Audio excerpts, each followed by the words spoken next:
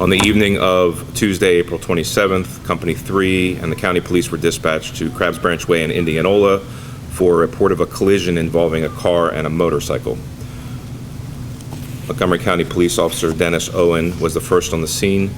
Officer Owen found the driver of the motorcycle had been ejected and was laying in the grass and was in cardiac arrest. With the assistance of a physician on the scene, he was able to remove the patient's helmet and vest. The physician maintained cervical spine precautions while Officer Owen performed CPR until fire rescue arrived. Clinicians from Paramedic Engine 703, Rescue Squad 703, Medic 703 arrived on the scene and quickly assessed the patient. The patient was pulseless and had agonal respirations. The crew worked together to assume chest compressions from Officer Owen, ventilate the patient with a bag valve mask, and place the patient on cardiac monitor. The initial rhythm was asystole. Vascular access was obtained via IO, and at the second pulse check, the patient was still asystolic but did continue to have agonal respirations about every 10 seconds. The decision was made to continue to work the cardiac arrest, and epinephrine was administered. On the third pulse check, the patient was found to be in ventricular fibrillation and was defibrillated at 200 joules. High-performance CPR was continued until the Lucas device could be placed on the patient. During the arrest, the crews were able to control bleeding from a large avulsion and apparent compound tib fib fracture in his left leg and a smaller avulsion on his left arm, as well as place an oropharyngeal airway to secure his airway.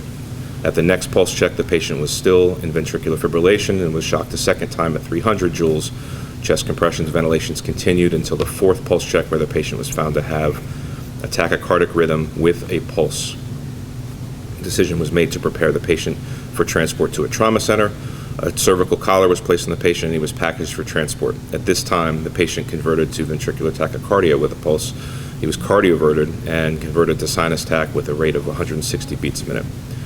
The patient was moved to the EMS unit and the crews worked together to reassess the patient as well as prepare for an intubation. Oropharyngeal airway was removed and the patient's airway was suctioned. At the time, the patient clenched down on the suction catheter and his work of breathing began to improve. The patient was noted to have decreased lung sounds on the left side. Firefighter Pavelka performed a needle decompression, improving the patient's lung sounds and his pulse ox. The patient's pupils were equal and reactive but sluggish, and his GCS improved to 8. Suburban Hospital was consulted and was notified of the incoming Priority 1 Category A trauma. Upon arrival at the trauma center, patient care was transferred to the trauma team. The trauma team assessed the patient. He was found to have a pulmonary contusion, a pneumothorax, a sternal fracture, femur fracture, traumatic brain injury, and a tear in his aorta, a hip fracture, and a broken jaw. The patient was intubated, received multiple transfusions. He received multiple surgeries to repair injuries and was monitored in the ICU. The patient was intubated and sedated for 3 weeks while he continued to heal. The patient was extubated and a tracheal collar was placed. The patient continued to improve and would talk and move his extremities. Less than 2 months later, on June 15th, the patient's condition had greatly improved and he was discharged to a rehab facility for physical therapy. The patient continues to make great strides towards the end goal of a full recovery. The immediate life-saving actions of Montgomery County Police Officer Owen and all of the fire rescue crews on the scene was nothing short of heroic. The survival odds from a traumatic cardiac arrest are less than 2%.